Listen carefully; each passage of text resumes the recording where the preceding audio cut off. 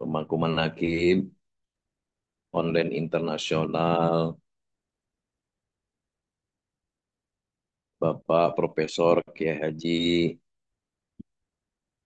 Edi Sri Ahim Saputra dari Yogyakarta. Kita doakan semoga beliau senantiasa istiqomah, dimudahkan segala urusannya, dunia akhirat, dikabulkan semua, Amin. dijadikan Amin. amin ya robbal alamin. Amin. Dan demikian juga kepada kita semua yang hadir pada malam hari ini, hadir juga Kiai Haji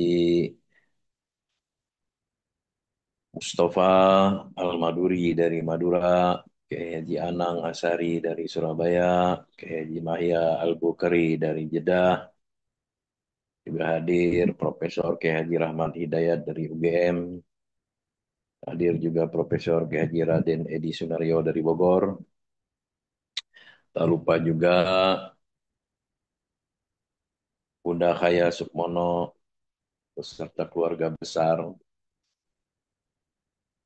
yang hadir pada malam hari ini dan juga para petugas manakib yang telah melaksanakan tugasnya dengan baik, para ikhwan wal akhwat di mana saja berada, Allah berkahi segalanya semuanya selamanya dengan berkah karomah pengesah baos qaddasallahu sirah. Amin ya rabbal alamin. Amin ya rabbal alamin. Hadirin ikhwan wal akhwat rahimakumullah.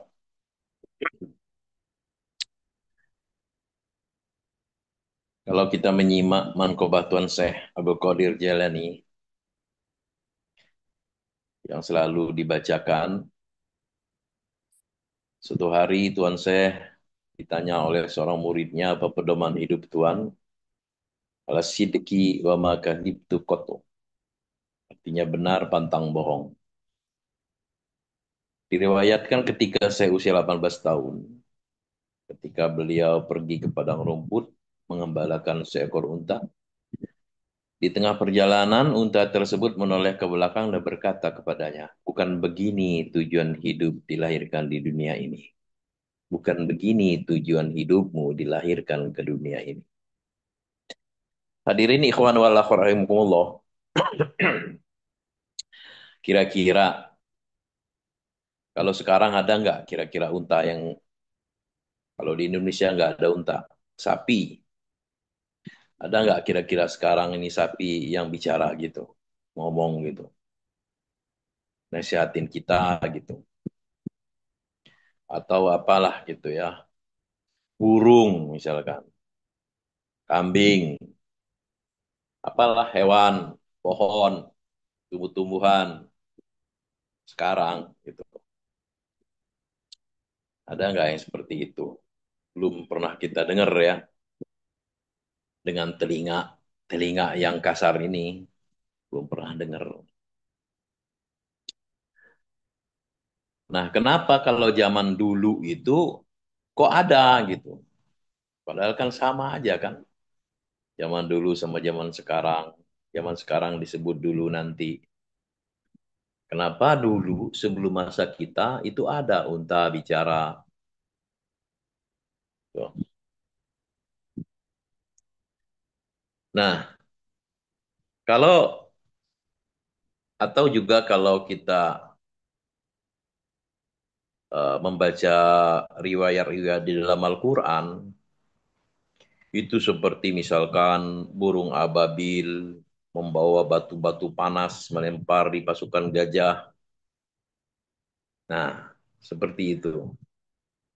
Atau tiba-tiba tanah terbelah,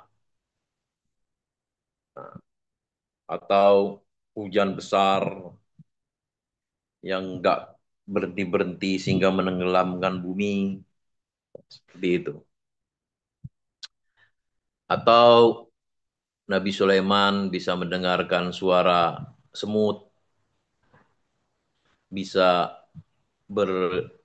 memerintah angin, bisa bercakap-cakap dengan jin, itu ya. Hadirin ikhwan wal akhwat rahimakumullah. Di dalam Al-Quran menarik nih ya. Di dalam Al-Quran Allah Subhanahu wa Ta'ala berfirman, wa anna lamasnas sama'a fawajadnaha muliat harisan sadidaw wa suhuba. Quran surat Al-Jin ayat 8. Artinya, dan sesungguhnya kami di sini maksudnya jin, telah mencoba mengetahui rahasia langit. Maka kami mendapatinya penuh dengan penjagaan yang kuat dan panah-panah api. Wa anna kunna naq'udu minha maqaida maqaida lisam sam pamay yastami'il ana yajid lahu sihabar rosyada. Dan sesungguhnya kami, maksudnya jin, dulu dapat menduduki beberapa tempat di langit itu untuk mencuri dengar, nguping gitu, berita-berita di langit. Tetapi sekarang siapa ya, mencoba mencuri dengar seperti itu, pasti akan menjumpai panah-panah api yang mengintai untuk membakarnya. Nah, di dalam tafsirnya ini, dulu saya pernah ngaji tentang ini ya, tafsir surat Al-Jin ini, dan ini menjadi luar biasa terhadap diri saya. Ketika saya awal-awal menggaji tafsir Al-Quran, disebutkan jin itu terbuat dari api, tapi nanti bagi jin yang durhaka kepada Allah, karena jin itu ada yang soleh juga, yang durhaka kepada Allah sama disiksa. Dalam surat itu kan bahan bakarnya dari golongan jin dan manusia, neraka itu. Sedangkan api neraka itu disebutnya juga api. Lalu kita berpikir, kalau api ketemu api, enak dong. Nah, dulu saya ajar tafsirnya begitu ya. Nah, tidak demikian. Nah, dianalogikan seperti kita terbuat dari tanah, tercipta dari tanah. Tapi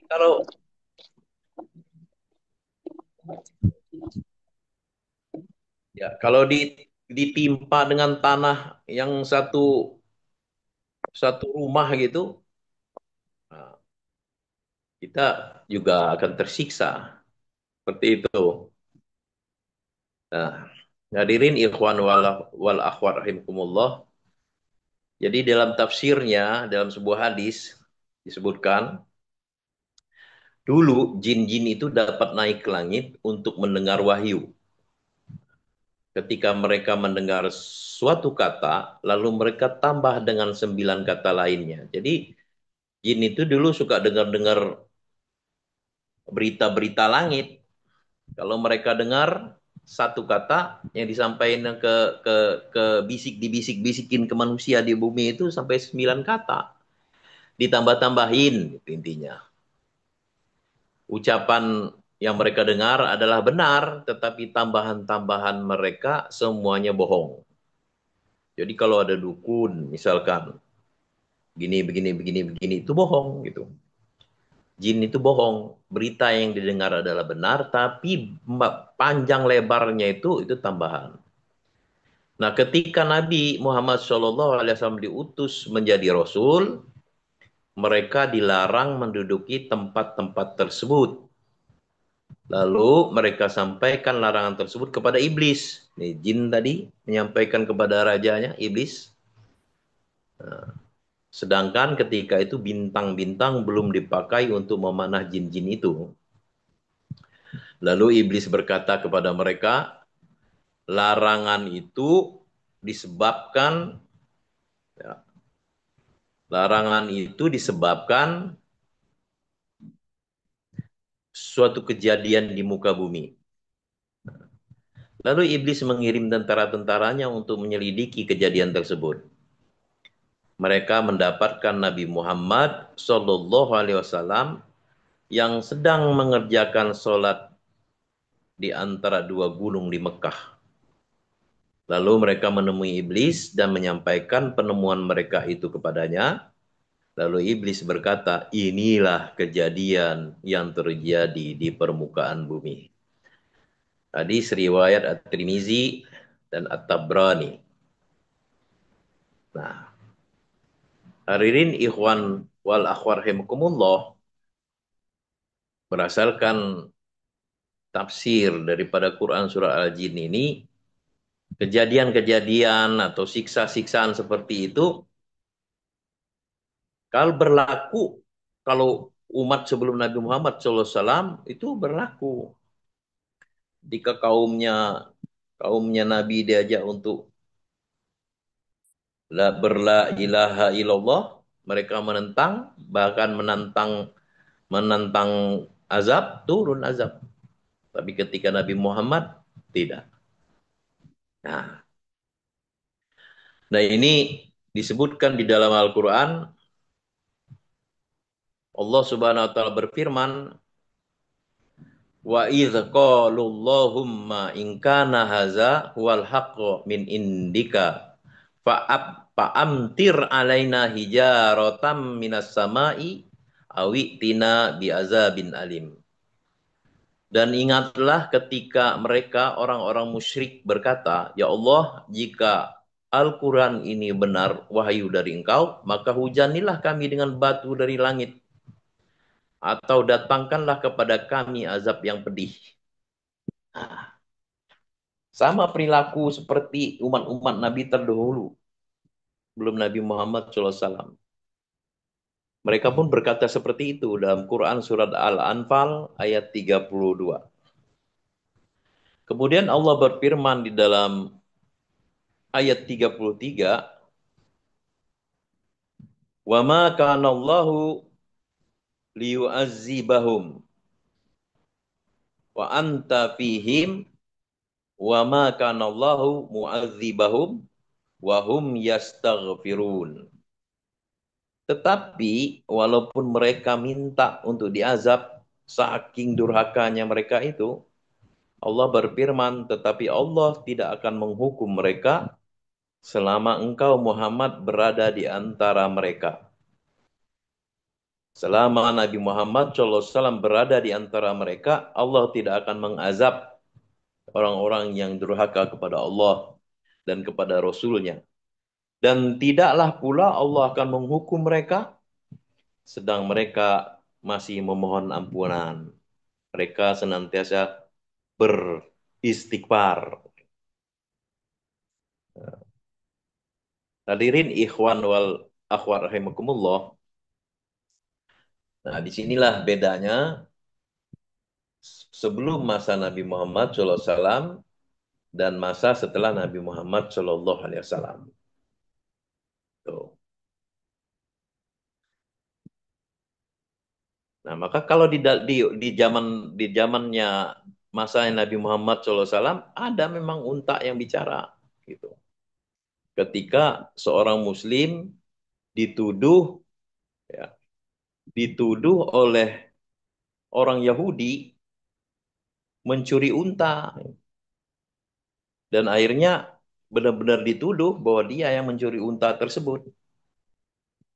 Tapi ketika itu dia memohon kepada unta itu untuk bicara unta itu bahwa sebenarnya ini saya ini itu kata unta miliknya orang Muslim ini bukan milik orang Yahudi itu. Sesungguhnya mereka sudah apa namanya tuh menipu gitu. Ketika itu orang Yahudi ketika Nabi harus saksi 4 orang saksi itu kan. Nah, mereka untuk apa nama itu untuk membuktikan atau konspirasi bahwa ajaran Nabi itu tidak benar. Nah, mereka bersekongkol 4 orang itu. Yuk kita jadi saksi. Gitu. Nah, ketika itu unta bicara. Gitu. Nah, Nabi bertanya kepada orang Muslim itu, amalan apa sehingga sehingga unta itu bisa bicara seperti itu gitu. Zaman Nabi nih, zaman Nabi. Kalau istilah zaman sekarang nggak ada sapi itu yang bicara gitu ya. Nah, seorang Muslim itu menjawab, aku senantiasa berselawat kepada engkau. Inilah salah satu keutamaan membaca selawat kepada Nabi. Allahumma sholli ala Nabi Hashimi Muhammadi wa ala alihi wa sallimu taslima. Sallu alaihi. Nah, hadirin ikhwan wal akhwat rahimakumullah. Lalu apa kaitannya dengan Tuhan saya Qadir Jalani ketika mengembalakan seekor unta, untanya menoleh ke belakang. Bukan begini tujuan hidupmu dilahirkan ke dunia ini. Nah, ini di dalam itulah ya, apa namanya itu, ketajaman, kepekaan, rasa dari Tuhan saya Qadir Jalani. Apa yang beliau lihat gitu, bicara. Apa memandang sesuatu. Makanya kita kalau di hadapan guru itu ibaratnya itu kita transparan gitu, transparan. Istilahnya beradu mata aja udah tahu gitu kan, udah ketahuan gitu, gitu. Karena begitu pekanya, tajamnya perasaan beliau gitu, rasanya itu tis gitu ya, rasanya itu sudah ini gitu. Nah, begitu juga Tuhan saya berkode jalan di ketika noleh utak, nah didengar oleh beliau batin yang mendengar itu gitu. Bahwa unta itu bicara seperti itu. Dan ini lumrah terjadi ya di bukan bukan untanya seperti zamannya Nabi Muhammad SAW dan sebelumnya ya. Tuh terdengar menggema gitu. Tapi isyarat-isyarat itu bisa dibaca. Isyarat itu bisa terdengar oleh seseorang hamba yang hatinya sudah bersih, yang sudah peka. Dengan apa? Dengan zikir la ilaha illallah. Seperti juga pengesabah ya, yang sama-sama kita ketahui ya, kursi bisa ngomong gitu kan. Kata kursi, seandainya ditanya oleh Quran surat Al-Baqarah ayat 208, apa jawabannya? Itu kursi itu, kursi, dompet itu kan. Nah, itu apa pelajaran-pelajaran gitu. Nah, di dalam Al-Quran Allah Subhanahu wa taala berfirman, yu'til hikmata may yasha wa may yu'tal hikmata faqad utiya khairan kasir wa ma yadzakkaru illa ulul albab. Dia memberikan hikmah kepada siapa yang dia kehendaki. Barang siapa diberi hikmah, sesungguhnya dia telah diberi kebaikan yang banyak dan tidak ada yang dapat mengambil pelajaran kecuali orang-orang yang mempunyai akal sehat. Ulul albab. Quran Surat Al-Baqarah ayat 269. Nah, jadi siapa yang dapat mengambil pelajaran terhadap apa yang dilihat, apa yang didengar, apa yang disentuh, apa yang dirasa itu? Ulul albab. Nah, ulul albab. Makanya ulul albab itu didapat dengan banyak berzikir ketika berbaring, ketika duduk, dan ketika berdiri. Tuh. Ya ma wa qu'uda wa ala junubikum. Orang yang senantiasa mengingat Allah. Gitu. Nah, itu yang kalau kolbu kita itu, nah, di dalam kitab Fadailus Syuhur, pengesabah menyampaikan huruf huruf alif di bulan Zulhijjah itu artinya Islam. Islam itu sebatas lahir, ya, ibadah lahir.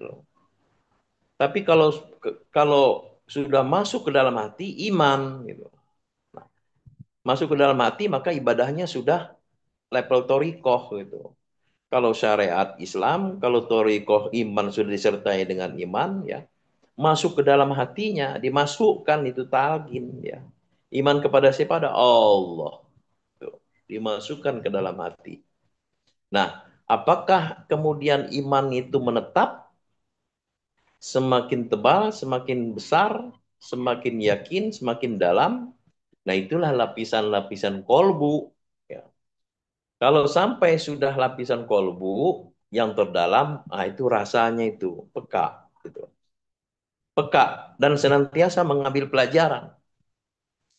Bertiupnya angin bisa menjadi pelajaran. Terjadinya musibah, pergolakan alam menjadi pelajaran. Hiruk pikuk dunia, perang Iran, ya, perang Iran Israel, Palestina, itu sinyal-sinyal seperti itu akan ditangkap oleh ulul albab. Gitu. Nah, itu kita alhamdulillah illadzi fadolana ala katsiri min ibadil mu'minin. Kita sudah bersama dengan sang ulul albab, itu pengusaha pada itu saya Muhammad Abdul Ghaus Saifullah Maslul Qaddasallahu sirah. Nah, ulul albab itu hadirin ikhwan wal akhwat rahimakumullah diartikan itu kalau ditafsir akal sehat sebenarnya hati yang bersih ya ulul albab itu, yang jernih. Nah, al-albab itu jamak mufradnya lubun, lub itu lapisan hati kita yang terdalam. Jadi kalau dalam kitab pengesahan Om itu ada namanya kolbu ya, fuad, sagob, lub, ya, lubun, lub, nanti di dalamnya lagi sir, di dalamnya lagi ana, gitu. Nah, semakin dalam, semakin kita, hati kita semakin bersih, dengan mengamalkan zikir, kalimat la ilaha illallah, dan zikir hobi, ya, maka hati kita semakin bersih dan semakin peka, semakin mudah untuk mendapatkan pelajaran baik dari yang kita dengar maupun yang dari kita lihat atau yang kita rasakan. Nah, inilah makanya dalam hadis Nabi bersabda, ada wa inna fil jasadi mudghah idza soluhal jasadu kulhu wa idza fasadal jasadu kulhu ala wahyal qalbu. Nah, ingatlah dan sesungguhnya di dalam hati itu terdapat segumpal darah, jika ia baik, baik pula seluruh tubuh, dan bila ia rusak, rusak pula seluruh tubuh, ketahuilah ia adalah hati. Hadis diriwayatkan Imam Bukhari dan Imam Muslim. Apapun alaih. Hadirin ikhwan wal akhwat rahimakumullah. Inilah salah satu pelajaran yang dapat kita ambil dari manqobah Tuan Syekh Abdul Qadir Jalani, di mana beliau sampai sampai halus sekali perasaannya dan bisa menangkap pelajaran, mengambil pelajaran dari seekor unta yang mengingatkan beliau untuk menuntut ilmu, menunaikan tugas selaku khalifah Allah di muka bumi. Wallahu alam bisawab, hadanallahu wa yakum ajmain. Assalamualaikum warahmatullahi wabarakatuh.